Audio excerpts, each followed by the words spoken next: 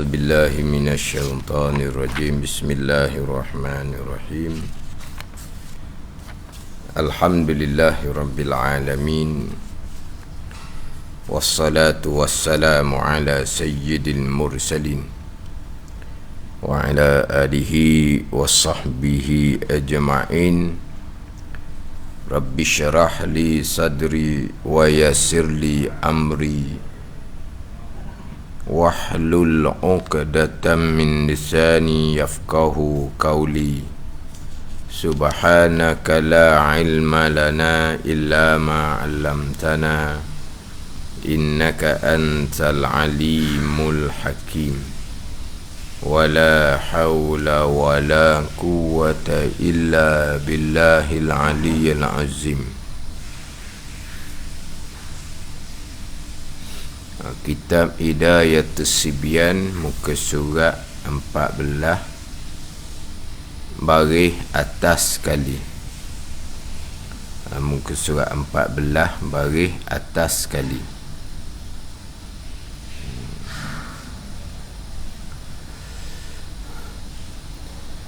Qala al-muallifu rahimahullahu ta'ala wa nafa'ana bi'ulumihi amin.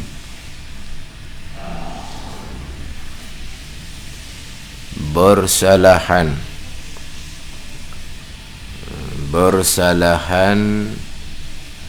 jika berkata-kata ia seorang yang sembahyang, berkata-kata dengan lupa, dan sedikit perkataannya,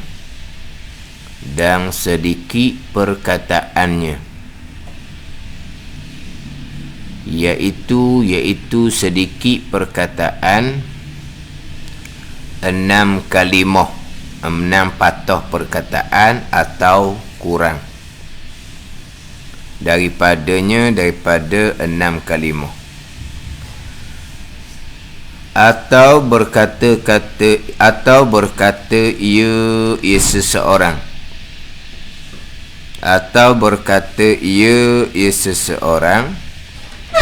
dengan sengaja, bukan dengan terlupa, dan yakni padahal jahil ia seseorang akan haram berkata-kata,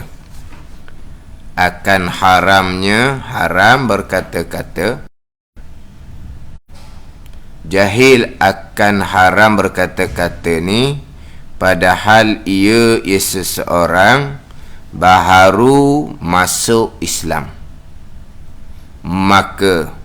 Maka ni tafriq pada bersalahan jika berkata-kata dengan lupa atau berkata-kata dengan sengaja tetapi dalam keadaan jahil akan haram berkata-kata. Sembahyang seseorang dengan berkata-kata dengan lupa ataupun berkata-kata dengan sengaja tetapi jahil akan haram berkata-kata dalam keadaan baru masuk Islam. Bersalahan jika berkata ia seseorang dengan lupa dan sedikit perkataan seseorang dengan lupa tadi tu. Mana sedikit perkataan, iaitu sedikit perkataannya 6 kalimah, 6 patah perkataan atau kurang daripada 6 kalimah, 6 patah perkataan. Ini sambungan perkara yang membatalkan sembahyang. Yang pertama, daripada 21 perkara yang membatalkan sembahyang. Perkara yang membatalkan sembahyang pertama, daripada 21 perkara yang membatalkan sembahyang, iaitu berkata-kata dengan sengaja, lagi diketahui akan haramnya, dan ingat akan dirinya di dalam sembahyang.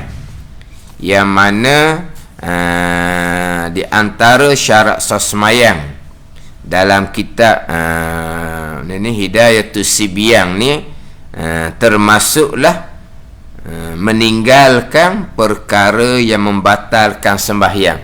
Itu syarat sembahyang yang ke-9. Jadi meninggalkan perkara yang membatalkan sembahyang dibilang sebagai satu daripada syarat sah sembahyang. Jadi syarat sah sembahyang yang ke-9-nya menjauhi daripada barang yang membatalkan akan sembahyang. Mana meninggalkan perkara daripada barang yang membatal akan dia. Dia tak panggil meninggalkan, dia panggil menjauhi. Meninggalkan daripada barang yang membatal akan dia, itu tidak sebut meninggalkan, disebut menjauhi. Sebab menjauhi ni maknanya tak buat daripada awal. Kalau kata meninggalkan perkara yang membatalkan sembahyang, sebelum tu tengah sembahyang buat perkara tu, lepas tu tinggalkan. Tu tidak sebut meninggalkan. Dalam kitab ni sebut ke-9 daripada 9 syarat sembahyang hak di muka surat 8 terdahulu, menjauhi daripada barang yang membatal akan dia. Menjauhi. Kita menjauhi maksud apa pula? Jangan buatlah. Jangan buat perkara yang membatalkan sembahyang. Jadi syarat sembahyang dia masuk juga menjauhi barang yang membatalkan sembahyang sebagai syarat sembahyang yang ke-9. Jadi kita Hidayatus Sibyangnya tak masuk lagi bicara rukun sembahyang, sudah didatangkan perkara yang membatalkan sembahyang. Terkadang kita perkara yang membatalkan sembahyang, perkara yang membatalkan sembahyang ni tajuknya selepas daripada selesai bicara syarat, selesai bicara rukun, selesai bicara sunat-sunat di dalam sembahyang, habis kita beres, barulah didatangkan tajuk perkara-perkara yang membatalkan sembahyang. Itu biasa kita. Syarat taharah dibicarakan dahulu, kemudian bicara rukun sembahyang, kemudian bicara perkara-perkara yang disunatkan di dalam sembahyang. Lepas daripada tu barulah didatangkan perkara-perkara yang membatalkan sembahyang. Itu biasa kitab yang lain. Dalam kitab Hidayatus Sibyang ni didatangkan menjauhi daripada perkara yang membatalkan sembahyang di antara syarat sah sembahyang. Jadi sekarang ni dibicara berkaitan dengan syarat sah sembahyang yang ke-9, iaitu menjauhi daripada perkara yang membatalkan sembahyang. Kemudian apakah perkara yang membatalkan sembahyang? Perkara yang membatalkan sembahyang ini ada 21 perkara. 21 perkara. 21 perkara 21 perkara yang membatalkan sembahyang. 21 perkara yang membatalkan sembahyang. Jadi didatangkan perkara yang pertama yang membatalkan sembahyang adalah berkata-kata. Berkata-kata ni di antara perkara yang membatalkan sembahyang. Tapi berkata-kata ni yang membatalkan sembahyang kita bicara dah minggu lepasnya. Berkata-kata yang membatalkan sembahyang ni dia ada 3 syarat. Lengkap 3 syarat ni barulah batal sembahyang. Lengkap 3 syarat ni barulah batal sembahyang. Mana? Yang pertamanya dengan sengaja. Terlupa kita baca tadi, tidak membatalkan sembahyang. Lagi diketahui akan haramnya, itu syarat yang kedua. Dia tahu bahawa berkata-kata dalam sembahyang tu haram serta membatalkan sembahyang. Kalau dia jahil dengan bahawa dia baru masuk Islam, maka tidak membatalkan sembahyang. Kita baca tadi, kita akan hurah balik lah tu. Syarat yang ketiganya, hak saya panjang, hak minggu lepasnya adalah dan ingat akan dirinya di dalam sembahyang. Dan ingat akan diri seseorang di dalam sembahyang. Maknanya dia berkata-kata dengan sengaja, serta dia mengetahui akan haram berkata-kata, serta dia sedar memang dia dalam sembahyang, barulah batal. Jadi nak lengkap 3 syarat ni baru batal. Tak berapa nak kalau berkata-kata. Takkanlah dengan sengaja. Kalau tak sengaja, tak batal. Sengaja tapi dia baru masuk Islam, dia jahil, tak batal. Dia sengaja, dia berkata-kata dengan sengaja, serta tahu haram berkata-kata, tiba-tiba dia sedar di dalam semua dia berkata-kata juga. Tak buat gitu dah. Hak saya sebut minggu lepasnya, contoh yang berlaku kepada Nabi SAW. Nabi sembahyang zuhur 2 rakaat, Nabi terus memberi salam. Maka Zulyadain, nama sahabat ni Khirbak, dia tanya Nabi, aku siratis salah am nasita ya Rasulullah? Adakah dikasarkan sembahyang ataupun kau lupa? Khirbak pun tanya. Nabi pun jawab, kedua-duanya tidak. Kasarnya tidak, lupa pun tidak. Sebab Nabi tak sedar ni. Nabi tak mari lagi diingatan bahawa baru 2 ketika Nabi memberi salam tu. Kasar pun tidaklah sebab bukan musafir. Nak kasarnya di mana? Jadi kasar pun tidak, lupa pun tidak. Ketika tu Nabi belum lagi menyedari bahawa Nabi itu sembahyang baru 2 rakaat, kemudian terus memberi salam selepas membaca tasyahud. Maka Khirbak pun tanya baliklah, bal ba'du qadkan, bahkan setengah daripada 2 ni adalah mana salah tu dua-dua ni. Maka Nabi pun berpaling kepada sahabat ramah. Nabi pun bertanya, asadaqa ma qala Zulyadain, adakah benar apa yang dikatakan Zulyadain? Maka sahabat jawab benar. Maka Nabi pun kembali balik kepada sembahyang. Nabi tambah 2 rakaat, kemudian Nabi sujud sahwi. Faham tak ni? Jadi Nabi berkata-kata ke tak? Nabi berkata-kata. Sebenarnya sembahyang belum sudah lagi sebab baru 2 rakaat zuhurnya. Tapi masa Nabi berkata-kata, Nabi ingat tak Nabi dalam sembahyang? Nabi ingat Nabi sudah berada di luar sembahyang. Sebab kalau Nabi ingat masih lagi tak cukup rakaat, pasti Nabi tak beri salam. Jadi diingatan Nabinya bahawa sembahyang siap dah. Sekarang ni sudah dah sembahyang, di luar sembahyang. Jadi berkata-kata Nabi itu dengan sengaja. Tetapi Nabi tak sedar bahawa masih lagi dalam sembahyang, rakaat boleh cukup. Maka Nabi berkata-kata tu tak batal. Yang Khirbak tanya pun tak batal juga. Sebab tu Khirbak belum lagi mengetahui hukum. Sebab masa tu walaupun Nabi sembahyang zuhur 2 rakaat, Nabi memberi salam lepas tasyahud tu, Nabi bukan dalam musafir, tapi masa tu hukum syarak masih lagi diturunkan. Kemungkinan masa tu turun hukum syarak baru. Duduk kampung pun boleh kasarkan, mana ke tahu. Masa tu lah, sebab masa tu hukum masih lagi diturunkan. Betul lah, kasar ni syaratnya musafir. Tak kemungkinan turun pula hukum syariat, tak musafir pun boleh kasar, kemungkinan. Sebab tu sahabat turut saja. Jadi sahabat pun bercakap, tak batal lah sebab sahabat tidak mengerti hukum lagi masa tu. Hak Nabi tak batal sebab Nabi tidak menyedari bahawa Nabi SAW masih lagi dalam sembahyang. Dia batalnya, ingat diri dan sembahyang barulah batal.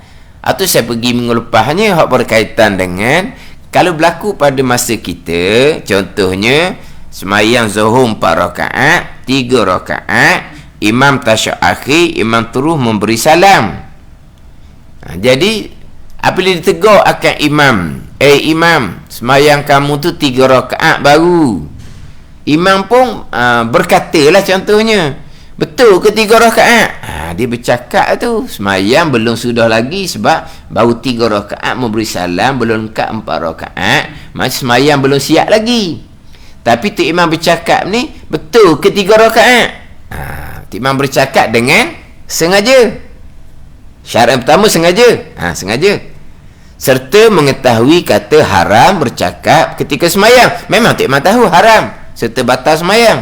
Tapi masa Tok Imam tanya betul ke 3 rakaat, Tok Imam ingat dia dah sembahyang ke tak? Kalau Tok Imam ingat dia dah sembahyang, rakaat belum lagi cukup, dia takkan beri salam. Jadi Tok Imam tak ingat diri dah sembahyang, maka Tok Imam cakap ni tak batal.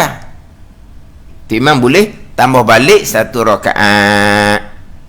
Kemudian sebelum salam, sunat sujud sahwi 2 kali sujud. Adapun hak tukang tegur ni siapa? Masa Nabi yang tukang tegur sahabat. Sahabat berkata-kata, sahabat mengikuti Nabi memberi salam sebab sahabat tahu hukum lagi masa tu. Sahabat berkata-kata pun sahabat belum tahu hukum lagi. Adapun kalaulah berlaku makmum kita sekarang, makmum tahu dah lah rakaat tu imam tak cukup, baru 3 yang kamu beri salam ikut tu imam tu, bukan kamu berkata-kata saja batal, kamu beri salam tu haram dah. Kamu beri salam tu haram serta batal sembahyang sebab kamu tahu bahawa tu imam belum cukup rakaat. Jadi nak mari mana timbul tegarang tu? Daripada orang luar tak ke macam mana? Orang Ustaz, orang sembahyang ikut imam tu.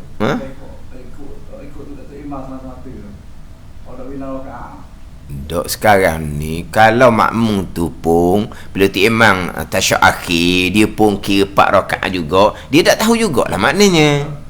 Makmum tak tahu. Ni makmum hak tahu ni, makmum tahu.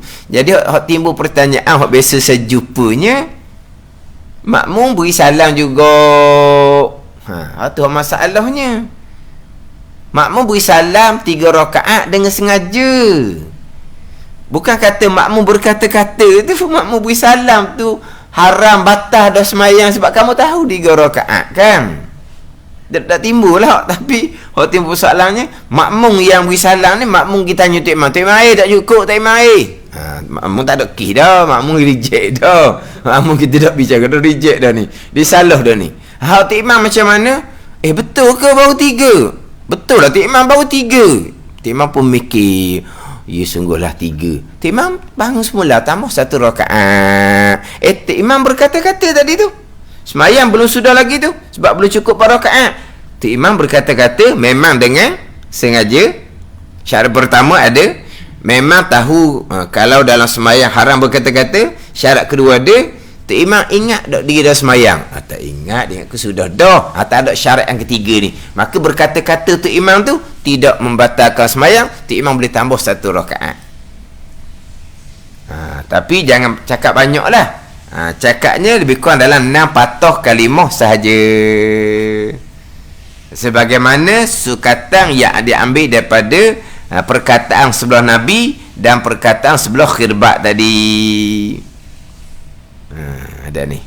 Jadi 6 patah saja ataupun kurang, lebih dari 6 patah batal sembahyang. Itu atas pandangan yang muktamad. Satu pandangan mengatakan kira kepada uruf, kira kepada ramalah. Cakap banyak lebar berbincang ni, dah boleh lah, tak ada nak sambung dah lah. Walaupun tu imam tadi contohnya masih lagi tidak mengingati bahawa sembahyang dia boleh cukup sekalipun, dah banyak sangat, tak boleh dah lah, batal lah sembahyang. Kena sembahyang daripada awal semula.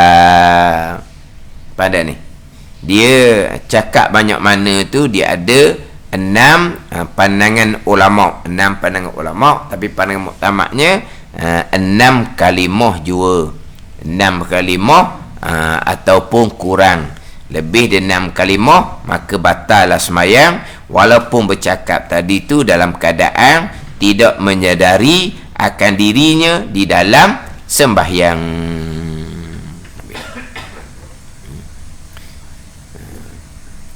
Macam hak sebut mengelepas itulah tu imam nak kat kelima pun dia turut juga. Ni ni tak timbul bab bercakap ni, ni timbul bab kemudian pula. Imam nak kat kelima pun dia turut. Tu imam nak kat kelima menambahkan rukun fi'li tu, menambahkan qiyam, menambahkan berdiri pada rakaat kelima. Menambah rukun fi'li dengan sengaja batal lah dah semayangnya. Adapun tu imam menambah rukun fi'li, qiyam rakaat yang kelima, berdiri rakaat kelima dengan lupa tak batal. Tapi makmum yang sedar dah 4 rakaat, dia pun naik rakaat kelima juga, makmum batal sebab dengan sengaja. Ada ni. Tadi nak turut hak perkara salah. Lepas tu tu imam nak rakaat kelima nak macam mana? Subhanallah lah, tegar. Supaya tu imam ni menyedari kembali, tu imam ni timbul keyakinan kembali bahawa tu imam ni sudah lebih rakaat. Tapi tu imam kena pakai keyakinan dia sendiri, bukan hanya semata-mata ditegur oleh makmum saja, bukan. Ada ni. Ni makmum turut satu hal dah. Makmum tak turut. Makmum subhanallah. Tu imam teruskan rakaat kelima. Tu imam teruskan rakaat kelima. Dia subhanallah ni hanya untuk memperingatkan kita sebagai imam, bukan semata-mata bunyi sebelah belakang subhanallah kita pun nak ikut, bukan. Kita kena pakai keyakinan kita sendiri. Kita kena pakai keyakinan kita sendiri, bukan semata-mata bunyi subhanallah di sebelah belakang kita nak turut, bukan. Kena pakai keyakinan kita sendiri. Melainkan kalau makmum di belakang tu ramai, kita naik rakaat kelima, tapi keyakinan kitanya baru 3 rakaat, yang kita naik tu rakaat keempat. Memang kita yakin 3 rakaat, maka kena tambah 1 rakaat. Naik tu maknanya di keyakinan tu imam, ianya adalah rakaat yang rakaat yang keempat. Ianya adalah rakaat yang keempat. Tiba-tiba subhanallah makmum belakang. Lepas tu mana tu imam pun curling. Dia boleh, bukan tak boleh paling ni, kena boleh berpaling, dada jangan berpaling. Dia berpaling makruh ni jikalau tidak ada sebarang hajah. Jikalau tidak ada sebarang hajah, barulah hukum berpaling tu makruh. Kalau berpaling tu ada hajah, maka tidak makruh. Tidak makruh. Maka tak mahu tengok belakang. Oh, tasyuk akhir belaka. Tapi tu imam ni baru 3 ni okat kepak sedang molek ni. Tak tengok makmum belakang, tasyuk akhir belaka. Jadi makmum tu ramah, sekurang-kurangnya 12 orang. Maka tu imam wajib kena ikut ramah. Tapi kalau makmum ada 3-4 orang je belakang, tu imam ni masa lagi meyakini 3 rakaat baru, yang diberi ni rakaat yang keempat barunya, maka dia tak boleh ikut. Dia kena teruskan rakaat yang keempat dia tu. Yang belakang ada 4-5 orang tu pula meyakini sudah cukup 4, dia tak boleh ikut tu imam tu. Lepas tu makmum di belakang tu duduk tasyuk akhir lah, rakaat keempat bagi keyakinan dia. Tu imam ni berdiri ni, rakaat yang keempat bagi keyakinan dia. Dia gitu. Ada ni.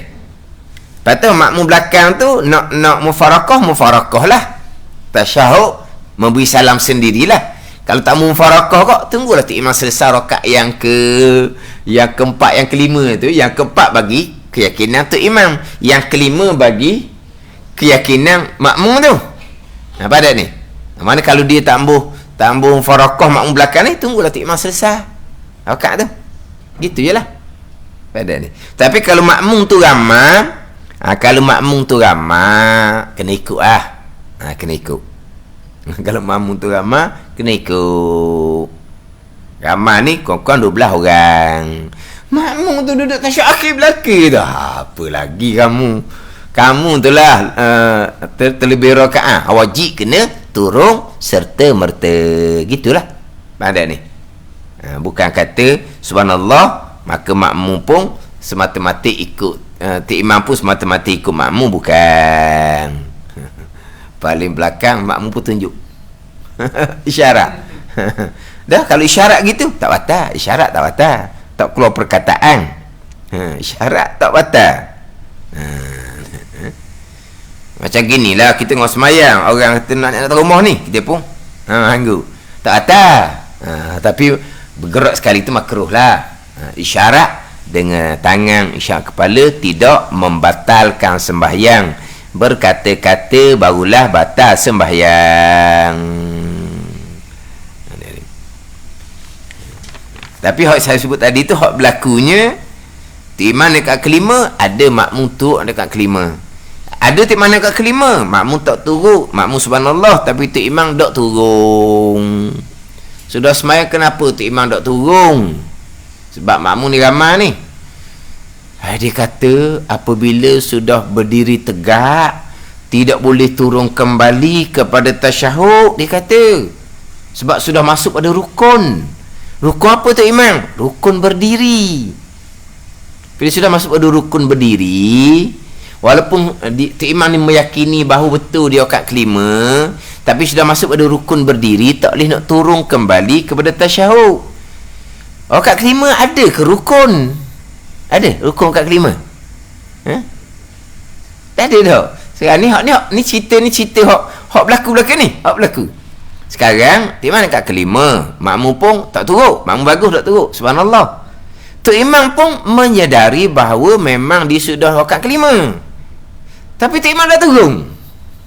Siapalah selesai kat kelima, wisalam, batu makmum pun tanya tu imam, kenapa tu imam tak turun kembali? Kau kat kelima dah tu kan? Betul kat kelima dah, saya pun memanglah menyadari kembali bahawa rakaat saya lebih dah. Tapi kenapa timah tak turun? Bila dah berdiri masuk pada rukun dah, tak boleh nak turun kepada tasyahud. Bila ada rukun kat kelima? Ada rukun kat kelima? Pada ni. Dia salah faham sangat. Bukan salah faham sikit. Salah faham sangat dengan masalah. Bila berdiri kat yang ketiga, teringat tasyahud awal belum dibaca, tak boleh nak turun sebab kamu sudah masuk pada rukun berdiri kat yang ketiga. Hak tu betul lah, sebab kat ketiga tu berdiri tu rukun. Berdiri kat kelima tu rukun apa? Sebab kat kelima tu kalau dengan sengaja batal. Tapi tu imam tak sengaja mula-mula, maka tak batal. Lepas meneruskan dengan sengaja, batal lah.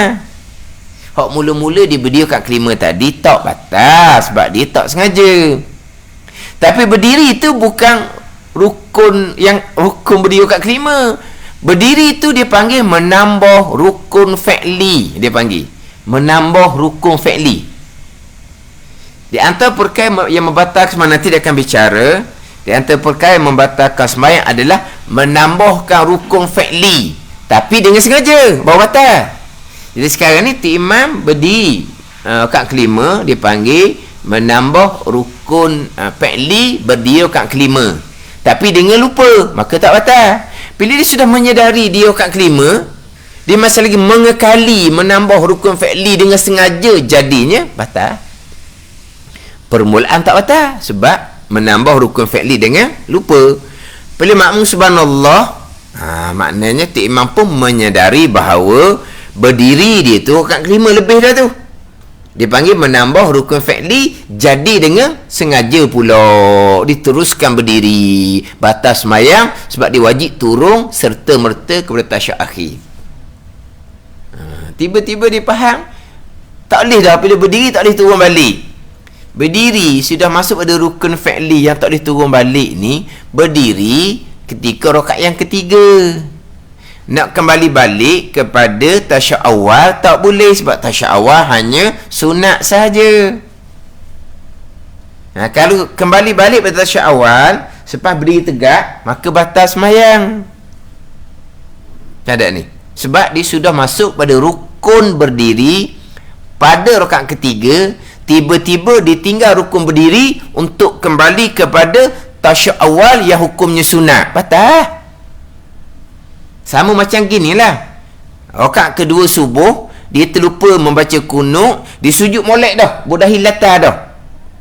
Subhanallah, makmum belakang, dia pun teringat kunut tak baca. Dia pun kembali bangun kepada membaca kunut. Batal lah, sebab dia sudah masuk kepada rukun sujud. Tak boleh kembali balik hanya kepada perkara sunat. Adapun kalau ni, ni masalah belakang ni. Tak sudah pula bicara kita hak perkara yang membatalkan sembahyang pertama ni. Sudah masuk pada rakaat yang ketiga, berdiri dah. Teringatlah Allah tadi sujud sekali, contoh. Sujud sekali. Belum lagi duduk ada sujud, belum lagi sujud kedua, tiba-tiba sudah berdiri. Berdirilah, tak kira bukan rakaat tiga lah, rakaat pertama, rakaat kedua dah. Sebab kalau tu rakaat kedua ni mesti tasyahud. Gini. Sekarang ni dia rakaat pertama contohnya, ataupun rakaat ketiga contohnya, dia terus berdiri pada rakaat kedua, pada rakaat keempat, masuk pada hukum diri dah. Dia pun teringatlah sujud baru sekali bawah tadi, maka dia wajib kena turun kembali. Permulaannya kena duduk antara dua sujud, kemudian kena sujud yang kedua. Kan sudah masuk pada rukun berdiri kan. Kamu rukun berdiri kamu tu tak bilang, sebab kamu tinggal tertib sembahyang. Tinggal tertib sembahyang, bila masuk masa rukun berdiri, selepas sujud yang kedua siap, barulah ikut tertib sembahyangnya, ikut susunan sembahyang adalah berdiri. Ada ni, tiba-tiba kamu baru sujud sekali, duduk ada sujud kamu pun belum, sujud kedua kamu pun belum, kamu tiba terus kepada berdiri. Ini sudah masuk pada rukun berdiri ni. Itu bukan rukun, tak masuk lagi rukun berdiri tu, tak kira lagi rukun berdiri. Sebab apa? Sebab kamu langgar tertib sembahyang. Tapi buat dengan lupa tak batal. Ni terlupa tak batal. Lepas tu teringat Allah. Ataupun makmum duduk bawah makmum duduk bawah, tak naik. Tiba makmum pun sujud yang kedua contohnya. Maka tak mampu sedar. Baru sujud sekali contohnya. Maka dia wajib kena turun kembali. Tok imam sudah masuk pada rukun berdiri. Rukun berdiri tu tak bilang, sebab kamu tak nak duduk antara sujud pun belum, sujud kedua pun belum, kamu berdiri tu tak bilang, tak kira tu, sebab kamu tak ikut tertib sembahyang. Tu lain tak tu. Ada pun hak timbul berdiri tak boleh turun kembali ni, berdiri kat ketiga nak turun kepada tasyahud awal, tak boleh, sebab sudah masuk pada rukun berdiri. Ada pun berdiri kat kelima, tu apa benda tu bukan rukun sembahyang. Hak tu menambahkan rukun fi'li. Kalau dengan sengaja batal sembahyang, dengan lupa tak batal. Betul lah dia berdiri mula-mula tu lupa tak batal. Dia menyedari selepas makmum subhanallah, Tok Imam ni menyedari bahawa dia kat kelima. Jadi menambah rukun fi'li tu dengan sengaja dah jadinya, maka batal sembahyang. Ni salah faham pula gitu pula jadinya. Ada ni. Tok Imam berdiri kat ketiga, makmum subhanallah turun balik pun ada juga. Tu bab lain pula tu. Dia Tok Imam pun satu hal, makmum pun satu hal. Tok Imam tinggal tasyahud awal, sudah berdiri pada kat ketiga, jangan subhanallah lah. Makmum ni tak reti subhanallah, Tok Imam pula tak reti juga, Tok Imam pun turun. Tapi kau dak reti sama dak reti, okey je, senyap je pada tu dah. Senyap dah lah buat. Jangan duduk korek-korek, jangan duduk usul-usul lah. Siapa betul, siapa salah, kau senyap sudah lah. Senyap sudah. Lepas tu kemudian lah pergi tanya orang macam mana hak siapa betul, siapa salah. Dah tahu dah Tok Imam tu berdiri kat tiga dah, nak subhanallah apa lagi? Sebab Tok Imam sudah masuk pada rukun berdiri. Tok Imam memang tak boleh turun kembali pada tasyahud awal, sebab tasyahud awal hanya sunat abad. Ni bukan rukun. Lepas tu makmum pula hak belum lagi berdiri ni, sedang duduk nak baca tasyahud awal ni, tak boleh baca. Dia wajib kena ikut imam berdiri. Jangan baca. Kalau baca batas sembahyang makmum, tak boleh baca. Dia kena ikut Tok Imam berdiri. Yelah, masa Tok Imam berdiri tu makmum memanglah duduk tasyahud. Dah Tok Imam berdiri, makmum pun kena ikut berdiri lah. Tak boleh baca tasyahud. Tak boleh baca. Ada ni. Tapi makmum ni lah, subhanallah, Tok Imam pun perah turun. Turunlah Tok Imam. Lepas tu adalah makmum. Ni cerita betul lah ni. Ada cerita betul. Ada makmum 2 orang. Makmum ni pun bangun berdiri. Bangun berdiri rakaat ketiga. Makmum 2 orang. Sekarang ketika imam straight terus kepada berdiri rakaat ketiga, jadi makmum ni ramai-ramai ni memang duduk lah asalnya, sebab ingat ke Tok Imam rakaat kedua kata syak awal lah. Tiba-tiba Tok Imam straight naik. Makmum pun subhanallah, Tok Imam pun turun. Lepas tu ada makmum 2 orang ni. Lepas Tok Imam turun, dia pun naik. Tunggu dan berdiri. Makmum 2 orang. Naik, tunggu dan berdiri. Pening pula Tok Imam tau. Tadi subhanallah. Subhanallah bukan 2 orang tu, orang lain subhanallah. Lepas tu lepas aku turun, ada pula 2 orang naik, tunggu dan berdiri. 2 orang ni. Tapi sudah semayang, tak kata apa. Tak tanya mu aku, kenapa pula yang kamu 2 orang tu masa mula-mula tu masih lagi duduk tasyahud lah. Sebab memang dia akan kena naik pada berdiri juga ikut Tok Imam. Tiba-tiba Tok Imam turun selepas makmum lainnya subhanallah. Tok Imam pun turun. Kenapa pula makmum 2 orang ni tiba-tiba bangun berdiri kepada rakaat ketiga? Kenapa? Tapi tak ada. Hak 2 orang ni pula tak ada bunyi apa. Senyap je. Sebab apa? Sebab makmum pun jahil, Tok Imam pun jahil. Jahil dan perkara seumpama ni tak membatalkan semayang walaupun berdosa kerana jahil. Tak membatalkan sebab benda ni benda yang ni yang halus sikit lah. Dia kira halus sikit. Tapi hak makmum 2 orang ni dia tahu salah, dia tak boleh ikut Tok Imam. Dia kena bangun, tunggu dan berdiri. Tapi dia tahu dah hak ramai-ramai tu tak batal sebab dia jahil. Maka dia dah bunyi sudah main pun dia senyap je. Orang pun tak tanya kat dia 2 orang. Siapa orang tak tanya? Sebab orang tahu dah 2 orang ni belajar kalau tanya boleh nyakit. Sebab dia suruh tanya. Padahal hak ramai-ramai ni, hak 2 orang ni tak tanya. Hak 2 orang ni pun bagus, dia tak bunyi.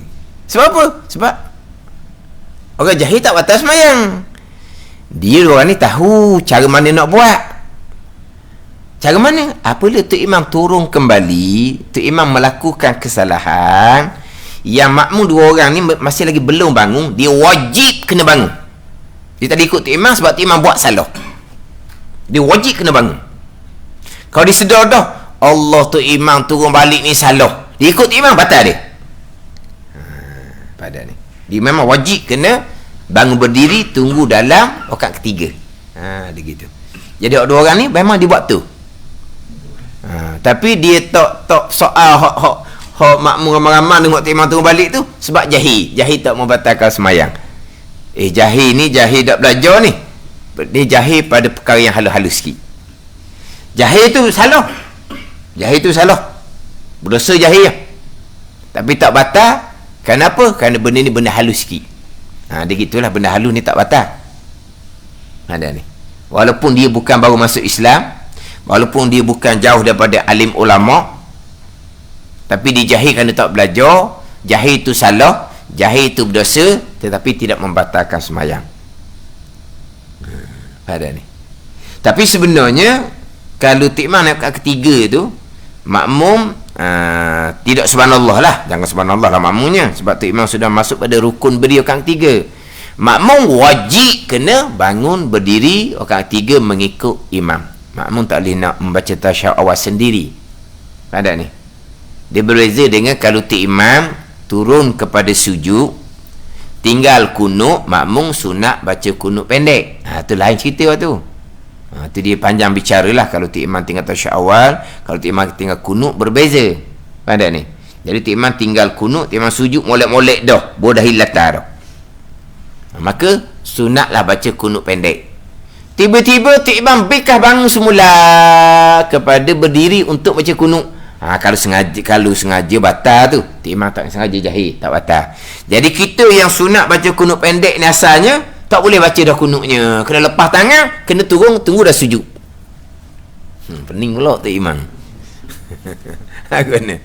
Dak sekarang ni jadi masalah lain kita ni pula. Jadi sekarang Tok Imam tinggal kunut, dia terus pergi pada sujud, sudah masuk pada rukun sujud. Mana makmum ni bacalah kunut pendek. Allahumma ighfirli ya ghafur wa sallallahu ala sayyidina Muhammad wa ala alihi wa sahbihi wasallam. Ikut imam kepada sujud. Makmum nak baca kunut pendek ni, tu imam hok sujud tadi tu bangun semula untuk baca kunut. Salah dah tu, salah. Kalau sengaja serta tahu maka batas sembahyang. Dia sengaja pasti, tapi dia jahil tak batal. Tapi makmum ni hok tahu tu imam buat salah tu, nak baca kunut pendek ni, tu imam naik nak baca kunut, makmum ni kena lepas tangan, kena tunggu tu imam dalam sujud yang pertama. Tak boleh ikut tu imam sebab tu imam salah. Nak baca kunut ni tak jadi tadi sebab tu imam naik semula. Tu imam apa aku nampak saat ni mu bakat tangan baca kunut. Aku nak bangun dia baca kunut belawang ni. Turun sujud pula ni nak belawang ni. Belawang sebab buat jahil, salah. Jahil gitu dah buat kerja gitu. Kena belawang lah. Ni. Aku ni. Dan ni kalau sudah masuk pada rukun sujud, tapi kalau setakat lutut latar, tangan latar sekalipun, tapi dahi tak boleh latar lagi, tak boleh sujud lagi, maka sunat kembali balik pada berdiri untuk baca kunut. Tu imam sampai ke bawah dah ni, lutut sampai latar dah, tangan boleh latar dah, dahi tak boleh lagi, maka masuk lagi rukun sujud. Belum lagi, sebab dahi belum sentuh latar. Nak masuk rukun sujud ni kena bumi 7 anggota. 2 perut jari kaki, 2 lutut, 2 tangan, dahi. Sekarang dahi kena lagi latar, tak kena lagi. 2 perut jari kaki memang duduk latar dah, lutut memang duduk latar dah, tangan dua belah duduk latar dah. Baru 6 anggota belum panggil sujud lagi, dahi belum letak latar. Sedar, maka tu imam ni sunat kembali balik kepada berdiri untuk baca kunut.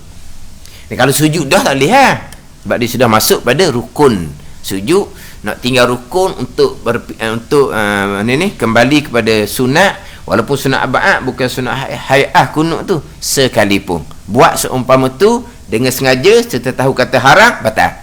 Sengaja tapi tak tahu tak batal, walaupun jahil dia bukan jahil dimaafkan asalnya. Sebab itu benda yang tu sikit. Mana ni? Mana?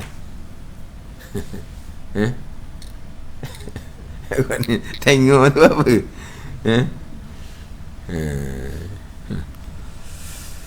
Masa kita tinggal 5 minit lagi dah. Kita pergi lekok ke tajuk lain dia pun. Jadi panjang kot tajuk lain. Kita nak pergi pula kepada hak ingat akan diri dalam semayang. Kita cerita tadinya adalah berkaitan dengan imam memberi salam. Imam berkata-kata, tapi imam berkata-kata memang dengan sengaja. Memang tahu kalau dalam semayang tidak boleh berkata-kata, tapi imam ingat dirinya sudah berada di luar semayang, maka berkata-kata tu tak batal. Sama lah gini contohnya, kita ni kadang-kadang jaga orang tua sembahyang. Orang tua ni sembahyang, kadang-kadang kita kena bimbing dia dengan rakaat sekali, kita kena bimbing. Sebab akal dia tak hilang lagi, tapi akal dia lemah dah. Sembahyang pula semai duduk. Main duduk ni, kalau dulu masa dia segar, dia semai berdiri, rokok, iktidal, sujud, naik berdiri rakaat kedua. Pada ni rokok, iktidal, sujud, naik berdiri rakaat ketiga. Mudah rakaat. Ni orang uzur sembahyang, dahlah duduk saja. Lepas tu baca Fatihah duduk gini, rokok sikit je tunduk. Lepas tu iktidal, sujud pun tak ada nak sujud betul-betul, tunduk sikit je. Lepas tu balik bakit semula, lepas tu tunduk sikit, lepas tu bakit semula. Dia jadi mana ketika baca Fatihah, mana ketika iktidal, mana ketika doa dengan sujud. Tak ada ni. Dia jadi serupa kan tak serupa. Dia semata kursi orang uzur ni, dia nak rokok pun tunduk kodok-kodok mampu dia je, dia pun iktidal. Nak turun sujud macam biasa dia tak boleh. Kalau duduk atas latar molek pun turun sujud kok, mana lepek lah jadi dia. Kalau kata semata latar, bagi duduk atas latar, dia rokok, dia tunduk ke depan, dia pun sami Allahu liman hamidah, iktidal. Kalau kita nak suruh sujud macam biasa, dia nak sujud pun berat dah. Dan dia sujud kok pakai apa kau? Nerak ke tau? Gini tu. Nerak lah tau. Maka dia suruh atas latar, kau pakai nerak, dia pakai guling situ je lah. Maka dia pun sujud setakat tunduk ke depan juga. rendah sikit dia tunduk pada rokok tadi. Mudah-mudah kita pun letak di atas kursi. Dia pun semayang seumpama tadi. Dia boleh ingat tak bilangan rakaat? Rakaat kedua, rakaat ketiga, rakaat keempat. Tak boleh nak ingat. Sebab apa? Sebab semayang pesen dekat-dekat sofa. Kalau sekarang ni berdiri, lepas tu duduk, sujud, lepas tu berdiri, lepas tu duduk, sujud, lepas tu berdiri. Mudahlah ingat rakaat. Tapi kalau ada keadaan situasi sama, kita kena bimbing dia punya rakaat. Biasalah gitunya. Tapi orang yang ingatan lemah ni, kalau adalah cucu lalu kat depan, lalu benda kat depan ni, dia marah. Dia cakap apa tu? Dia cakap sengaja ke tak? Sengaja. Dia ingat dah dalam semayang tu. Dia jadi macam tak ingat dah. Contohnya, tak patah pada ni. Jangan kadang-kadang cucu lalu bawa makanan, dia nak ambil nak makan. Sebab apa? Dia lupa diri dalam semayang. Badan ni bukan nyanyok ni, ingatan lemah. Kalau dia bercakap pun kita pun ingat je. Mak dalam semayang ni dia pun senyap. Jangan suruh dia berhenti semayang. Kalau sudah berhenti semayang, nak suruh semayang semula 4 rakaat, lepas tu cakap pula, lepas tu berhenti pula semayang 4 rakaat, bila nak siap kawan tu? Dah dia berkata-kata sengaja ke tak? Sengaja, latah lain. Tapi dia sedar dalam semayang ni. Dia jadi macam tak pun nak sedar dalam semayang. Tak pun nak ingat dalam semayang. Kalau dia ingat dalam semayang, dia tak akan berkata-kata. Jadi kalau dia cakap je, dia tahu orang misalnya. Ataupun gelewak budak ni. Tahu tak gelewak? Contohnya, tengah semayang dia boleh cakap. Tapi cakap dia sengaja ke tak? Sengajalah, bukan latah. Dia ingat dah hukum bahawa haram berkata-kata dalam semayang. Mungkin dia masih lagi tahu hukum. Dia sedar dalam semayang masa tu. Mungkin dia dah ingat dalam semayang mungkin. Maka jangan suruh dia berhenti semayang. Cuma ingat tengok semayang ni mak contoh. Dia pun senyap. Teruskan semayang, teruskan. Jangan hentikan semayang dia. Sebab apa? Sebab kalau dia ingat dia tu sedang sembahyang, pasti tak cakap. Dia lupa tu, dia lupa. Sebab apa? Sebab ingatan dia lemah. Ingatan dia lemah. Begitulah. Ada ni. Boleh berlaku. Dia kadang-kadang orang uzur ni, makanan pun jangan ada dekat. Makanan hot tak habis lagi tu jangan ada dekat. Dekat tengah orang semayang, ambil nak makan. Ambil nak makan, ibu dalam mulut misalnya. Tu dengan lupa. Tak atas semayang. Suruh dia keluar je lah. Tak patah. Tapi nak ceritanya, kalau makanan pun dia boleh ambil, kalau setakat dia nak bercakap. Dah kalau main budak main duduk lilah ni, orang tua kan, dia dah boleh budak-budak main duduk lilah tepi dia ni, orang tua. Allah mu gelewak. Dia mula keluar mulut dia. Semayang pula 4 rakaat, dia campur letih dah. Dah tak ada letih masuk bilik air. Letih dah. Lepas tu semayang 4 rakaat, letih lagi. Ingatan dia pula lemah dah. Dia boleh bercakap. Tapi dia bercakap tu, dia ingat dah diri dalam semayang. Dia tak ingat, maka semayang dia tak batal. Kita teruskan semayang. Jangan hentikan semayang dia tu. Teruskan. Cuma kita peringatkan dia. Tengah semayang tu mak biar dia berhenti setakat tu je. Sebab kalau cakap banyak-banyak, walaupun dia tak ingat dia dalam semayang, tetap batal agak, kena berhenti semayang dia. Mana dia tak ingat dalam semayang ni, tapi dia cakap banyak. Jangan cakap mak tengah semayang. Cakap berhenti sebab banyak. Banyak mana? 6 patah kalimah, 6 patah ke bawah dipanggil sedikit, tak apa, teruskan semayang. 6 patah ke atas, bukan 6 patah, 7 patah ke atas, 7 dan ke atas patah semayang, walaupun dia tidak ingat, tidak menyedari bahawa dalam sembahyang sekalipun. Jadi kita hak minggu ni dak masuk lagi lah. Kita baca semula lah tadinya, bersalahan jika berkata ia seseorang dengan lupa dan sedikit perkataannya, iaitu 6 kalimah atau kurang daripadanya. Wallahu a'lam. Bismillahirrahmanirrahim. Alhamdulillahirabbil alamin, wassalatu wassalamu ala sayyidil mursalin wa ala alihi washabbihi ajma'in. Allahumma iftah alaina futuhal arifin. Allahumma allimna ilma akdamin wa fahimna famas sabiqin warzuqna ruqat talibin. Allahumma zidna ilman wa alhiqna bis salihin. Wa sallallahu ala sayyidina Muhammad wa ala alihi wa sahbihi wa sallam. Walhamdulillahi rabbil alamin.